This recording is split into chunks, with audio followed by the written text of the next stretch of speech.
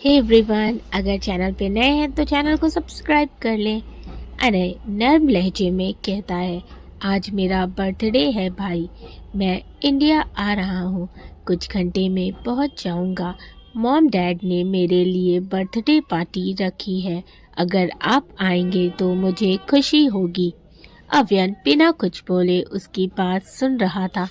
अव्यन अनय की पूरी बात सुनता है, फिर कोल्ड वॉइस में कहता है, मैं नहीं आ सकता अनय, मैं आज बहुत बिजी हूँ। अनय मायूस होते हुए बोला, प्लीज़ भाई मना मत कीजिए, मुझे मेरे बर्थडे के दिन यही गिफ्ट दे दीजिए प्लीज़। अव्यन सर्द लहजे में बोला, I won't be able to come anyway, don't insist, your gift will be reach villa. ये बोल वो कॉल कट कर देता है। अनय एक लंबी सांस भरते हुए उदासी से बोला, I was really looking forward to you coming brother, the most valuable gift I could ask for is the one I receive when you are here with me. मैं चाहता था भाई कि आप आएं, क्योंकि मेरा सबसे कीमती तोहफा तो मुझे अभी मिलेगा जब आप आएंगे। इधर आरोही का घर, शाम का वक्त था, आसमान में हल्का अंधेरा छा चुका था। आरोही थकी हारी स्कूटी पर घर पहुंचती है, उसके हाथों में बाजार का सामान और चेहरे पर हल्की शर्मिंदगी, साथ ही थकावट थी। वो स्कूटी पार्क करती है, तभी शीतल जो दरवाजे पर खड़ी उसके आने का वेट कर रही थी, कमर पर हाथ रखते हुए बोली, इतनी देर क्यों लगा दी? आखिर ऐसा क्या ले रही थी बाजार से जो सूरज डूबने का इंतजार कर लिया? आरोही गहरी सांस लेते हुए बोली, मम्मी रास्ते में स्कूटी खराब हो गई थी तो मैकेनिक के पास जाना पड़ा, फिर बाजार का सामान भी लेना था, सब झंझट एक साथ हो गया। तभी तभी आरोही हल्के से अपने सिर पर मारते हुए बोली, ओ शिट, पनीर तो मैं भूल ही गई। शीतल नागवारी से सिर हिलाते हुए बोली, बेसन तो लिया है ना? या वो भी भूल आई? आरोही सामान दिखाते हुए, लीजिए मेरी हनी बनी आपके बेसन के पैकेट, चलिए अब जल्दी से मेरे लिए गर्मा गर्म पकौड़े बनाइए और साथ में मेरी चाय भी। शीतल मुस्कुराते हुए, हाँ हाँ मेरी सोन परी, पहले जाकर कपड़े बदल ले और हाथ मुंह धो ले, मैं लेकर आती हूँ तेरे पकौड़े और चाय। आरोही अपने कमरे में जाती है, उसके दिमाग में वही कैफे वाला सीन चल रहा था। वो सच में बहुत गिल्टी फील कर रही थी। आरोही वॉशरूम जाती है और हाथ में टॉवेल लिए बाहर आती है। आरोही अभी भी सोच में पड़ी हुई थी। वो बिस्तर पर बैठकर खुद से कहती है, मैंने उस शख्स को बेवजह कितना सुनाया, जबकि असल में तो मेरी ही गलती थी। वैसे भी वो इतना भी बुरा नहीं था, मैं ही गलत फहमी में उलझ गई उससे। कुछ देर सोचने के बाद वो रसोई में आती है।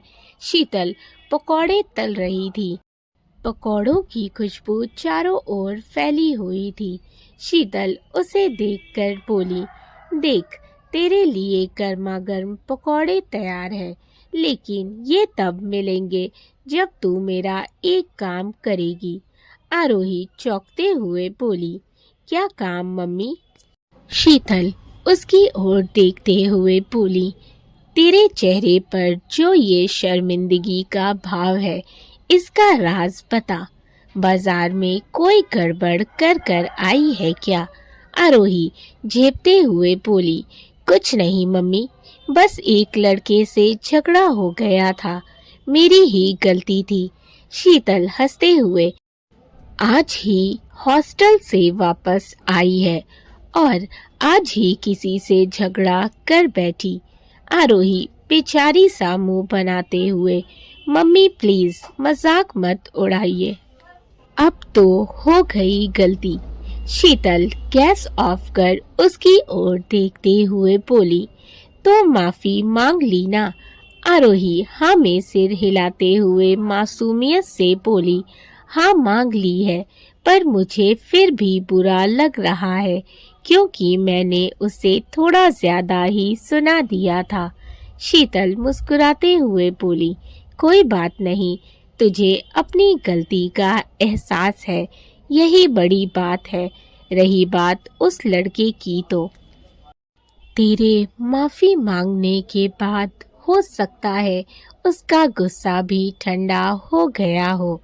आखिर मेरी गुड़िया रानी है ही इतनी प्यारी। आरोही ये सुन मुस्कुरा देती है। शीतल उसे पकौड़े की प्लेट देते हुए बोली, ये ले, तेरे पकौड़े तैयार हैं, मैं चाय देती हूँ। आरोही झट से वो प्लेट ले लेती है और किचन के काउंटर पर बैठकर मजे से खाने लगती है। राठौड़ मेंशन में शानदार हाई प्रोफाइल बर्थडे पार्टी। रात का समय था। पूरे मेंशन को खूबसूरत अंदाज में सजाया गया था। गोल्डन और वाइट थीम पर आधारित इस पार्टी की शान हर कोने से झलक रही थी। एंट्रेंस पर लाल कालीन बिछा हुआ था, जहां मीडिया और फोटोग्राफर्स का जमावड़ा लगा था। मेहमान एक से बढ़कर एक ग्लैमरस आउटफिट में कैमरों के सामने पोज दे रहे थे। हॉल के अंदर का नज़ारा और भी शानदार था। झूमर की रोशनी पूरे हॉल को जगमगा रही थी। हर टेबल पर क्रिस्टल वास में फ्रेश ऑर्चिड और लिली के फूल सजे हुए थे। वहीं एक तरफ ग्रैंड बुफे टेबल पर सजी हुई थी, जिसमें दुनिया भर की रेसिपीज का इंतजाम था। इटालियन पास्ता, फ्रेंच डेजर्ट, जापानी सुशी और इंडियन कुजीन्स की महक मेहमानों को अट्रैक्ट कर रही थी। स्टेज पर एक बड़ा केक रखा हुआ था, मल्टी टेपर केक, जिसमें गोल्ड और सिल्वर की डिटेलिंग की गई थी और ऊपर चमकती हुई कैंडल्स जल रही थी। बैकग्राउंड में हल्का हल्का म्यूजिक बज रहा था। मेहमान हाथों में शैंपेन के ग्लास लिए आपस में बातें कर रहे थे। विक्रांत सिंह राठौड़, जिन्होंने वाइट थ्री पीस सूट पहना हुआ था, हाथों में एक्सपेंसिव वॉच पहने, चेहरे पर हमेशा वाला रौब और आंखों में चमक लिए वो अपने बेटे अनय का बेसब्री से इंतजार कर रहे थे। वहीं आरती सिंह राठौर ने गोल्डन और वाइट कॉम्बिनेशन की साड़ी पहनी हुई थी, जिसमें वो बहुत एलिगेंट और ब्यूटीफुल लग रही थी। आरती बेसब्री से अपने बेटे का इंतजार कर रही थी। उनकी आंखें भी अपने बेटे को देखने के लिए बेसब्र हो रही थी। होती भी क्यों ना, आखिर उनका छोटा बेटा सालों बाद घर जो आ रहा था। तभी एक ब्लैक कलर की कार आकर रुकती है। गार्ड तुरंत आकर दरवाज़ा खोलता है। एक शख्स बाहर निकलता है। गोरा चेहरा, हल्के घुंघराले बाल, गालों पर पड़ते क्यूट टिम्पल। वो सच में बहुत डैशिंग था। स्टाइलिश जीन्स, वाइट शर्ट और ग्लैमरस ब्लेजर पहने वो बहुत अट्रैक्टिव और स्मार्ट लग रहा था। सभी मीडिया वाले और फोटोग्राफर्स तुरंत उसे घेर लेते हैं और फोटो क्लिक करने लगते हैं, लेकिन गार्ड्स आकर तुरंत उन सबको उस शख्स से दूर हटाने लगते हैं। वो शख्स चेहरे पर प्यारी सी मुस्कान लिए अंदर की ओर बढ़ जाता है। अंदर पहुंचते ही वो तुरंत अपने मॉम डैड के पास आकर उनका पैर छूता है। विक्रांत खुशी से उसे गले लगाते हुए बोले, हैप्पी बर्थडे बेटा। आरती भी उसे विश करती है। अनय चेहरे पर प्यारी सी मुस्कान लिए उन्हें थैंक्स कहता है। आरती उसके सर पर हाथ फेरते हुए बोली, कैसा है मेरा बेटा? अनय मुस्कुराकर बोला, बिल्कुल ठीक हूँ मॉम, आप दोनों कैसे हैं? तभी विक्रांत बोले, हम दोनों भी ठीक हैं बेटा, तुम जाओ अपने रूम में और जाकर रेडी हो जाओ। लंबे सफर से आए हो, शावर ले लो तो बेहतर फील होगा और रेडी होकर नीचे आओ, फिर केक कटिंग होगी, ओके? अनय हाँ में सिर हिलाते हुए ऊपर अपने रूम की ओर बढ़ जाता है। इधर अव्यन अपने क्लोजेट रूम में ड्रेसिंग टेबल के सामने खड़ा था।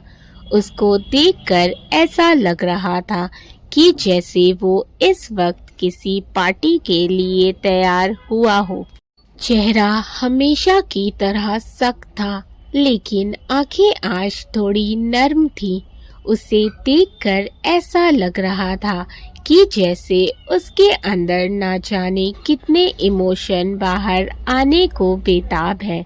वो जिस फीलिंग को इग्नोर करने की कोशिश कर रहा था, वो आज उस पर हावी थी और उसकी वजह अनय था। वो जितना भी अनय से अपने जज्बात छुपाने की कोशिश करता, उतना ही वो उसके आगे हारने लगता। अव्यन हमेशा अनय को ये दिखाता था कि उसे उसकी कोई फिक्र, कोई परवाह नहीं है। वो उसकी लाइफ में मैटर नहीं करता, लेकिन असल बात कुछ और थी। वो भले ही दिखाता नहीं था, लेकिन वो अनय की फिक्र करता था, उसकी परवाह करता था। अव्यन अपनी घड़ी पहनता है और साइड टेबल से अपना फोन उठाकर रूम से बाहर चला जाता है। इधर आरोही का घर। आरोही सोफे पर बैठी हाथों में न्यूज़पेपर लिए कुछ देख रही थी। तभी शीतल उसके पास आते हुए बोली, कब से देख रही हूँ, ये अखबार लेकर तो कर क्या रही है? आरोही न्यूज़पेपर पर पेन से एक लास्ट सर्कल बनाते हुए बोली, कुछ नहीं मम्मी, अच्छी सी जॉब की तलाश कर रही थी। शीतल उसके पास बैठते हुए बोली, तो सब आज ही कर लेगी? जब से आई है गिलहरी की तरह इधर उधर फुदक रही है। मैंने तुझे एक पल भी सुकून से बैठते हुए नहीं देखा। आरोही मुस्कुराते हुए बोली, अरे मेरी हनी बनी, आप ना कुछ ज्यादा ही फिक्र कर रही हैं मेरी। मैं बिल्कुल ठीक हूँ। रही बात रेस्ट करने की, तो मैं बस जा ही रही थी। सोचा ये भी कर ही लूं। कल से कोई अच्छी जॉब ढूंढना स्टार्ट करूंगी। शीतल उससे अखबार न्यूज़पेपर छीनते हुए बोली, हाँ तो ये अभी करना जरूरी नहीं है, अभी जा आराम कर, ये कल कर लेना, समझी? आरोही हंसते हुए, अरे मम्मी, आपने न्यूज़पेपर क्यों लिया? बस मैं जा ही रही थी। आप प्लीज मुझे ये वापस दे दीजिए। शीतल पेपर फोल्ड कर अपने पास रखते हुए कहती है, दूंगी, लेकिन कल। अभी अपने रूम में जा और आराम कर। आरोही सोफे से उठते हुए, ओके ओके मेरी प्यारी मम्मी, बस जा ही रही हूँ, ये बोल वो मुस्कुराते हुए अपने रूम की ओर चली जाती है। शीतल न्यूज़पेपर वहीं टेबल पर रखकर किचन की ओर बढ़ जाती है। इधर राठौड़ मेंशन। अनय सीढ़ियों के ऊपर खड़ा था। वाइट सिल्क शर्ट और गोल्डन ब्लेजर में वो किसी प्रिंस से कम नहीं लग रहा था। उसके चौड़े कंधे और परफेक्ट फिटिंग ब्लेजर उसकी पर्सनैलिटी को और निखार रहा था। ब्लैक ट्राउज़र और चमचमाते ब्राउन लेदर शूज़। ने उसकी पूरी लुक को क्लासी बना दिया था। वो चेहरे पर एक प्यारी सी मुस्कान लिए नीचे आता है। सभी की निगाहें उस पर थीं, क्योंकि हमारा बर्थडे बॉय लग ही इतना हैंडसम रहा था। विक्रांत उसको सबसे इंट्रोड्यूस कराते हैं, अनय सबसे मिलता है, लेकिन उसकी नजरें तो किसी और को ही तलाश रही थी, जिसे आरती और विक्रांत अच्छे से समझ रहे थे, लेकिन वो चाहकर भी कुछ नहीं कर सकते थे। पार्टी काफी शानदार थी, काफी हाई प्रोफाइल लोग आए हुए थे। विक्रांत आगे बढ़कर उसे केक कट करने को बोलते हैं, लेकिन अनय उन्हें मना करते हुए कहता है, थोड़ी देर रुक जाइए डैड, मैं इतनी जल्दी केक कट नहीं करूँगा। विक्रांत उसकी बातों को समझ उसके शोल्डर पर हाथ रखते हुए बोले, मुझे पता है तुम क्यों मना कर रहे हो, तुम अव्यन का इंतज़ार कर रहे हो, लेकिन ये इंतज़ार फिजूल है। वो यहाँ नहीं आएगा। हमने उसे मिलने की, उससे बात करने की बहुत कोशिश की, पर वो हमसे नहीं मिलना चाहता, क्योंकि वो अब भी हमसे नाराज है। और तुम तो अच्छे से जानते हो ना उसके गुस्से के बारे में। अनय उनकी ओर देखते हुए बोला, वो भले ही हमसे नाराज हो डैड, लेकिन मैं इतना ज़रूर जानता हूँ कि वो मुझसे नफरत नहीं करते हैं। वो ज़रूर आएंगे। उसकी बात सुन विक्रांत बोले, बेटा जिद मत करो, यहाँ ज़्यादातर गेस्ट ऐसे हैं जो अपने इम्पोर्टेंट वर्क को साइड रख कर ये पार्टी अटेंड करने आए हैं। उनको वेट करवाना ठीक नहीं है। Try to understand. अनय उनकी ओर देखते हुए कहता है, आई नो डैड, मैं तहे दिल से इन सब का थैंक्स कहना चाहता हूँ, बट केक कटिंग तो मैं अपने भाई के आने के बाद ही करूँगा, और मुझे पूरा भरोसा है भाई ज़रूर आएंगे। आप प्लीज़ थोड़ा और वेट कर लीजिए। विक्रांत कुछ बोलते उससे पहले ही आरती बोली, अगर अनय कह रहा है कि अव्यन आएगा तो वो ज़रूर आएगा। आप प्लीज़ उसकी बात मान लीजिए और थोड़ी देर और वेट कर लीजिए। विक्रांत सर्द लहजे में बोले, अगर अव्यन आता तो मुझे सबसे ज़्यादा खुशी होती, लेकिन मुझे ये भी पता है कि वो नहीं आएगा, because he is very stubborn, बहुत ज़िद्दी है वो। दोस्तों, आई होप कि आप लोगों को स्टोरी अच्छी लग रही हो, कहानी पसंद आ रही हो तो वीडियो को लाइक कर दीजिएगा। चैनल को अभी तक सब्सक्राइब नहीं किया है तो जल्दी से कर लें, साथ ही अपने फैमिली एंड फ्रेंड्स के साथ भी शेयर करें। अगर आपने इश्क वाला लव के पिछले एपिसोड्स को नहीं पढ़ा है तो जल्दी से पढ़ लें। साथ ही मेरी दूसरी स्टोरीज़ जिसका लिंक डिस्क्रिप्शन बॉक्स में मेंशन है, आप वहां पर मेरी पिछली सभी स्टोरीज़ पढ़ सकते हैं।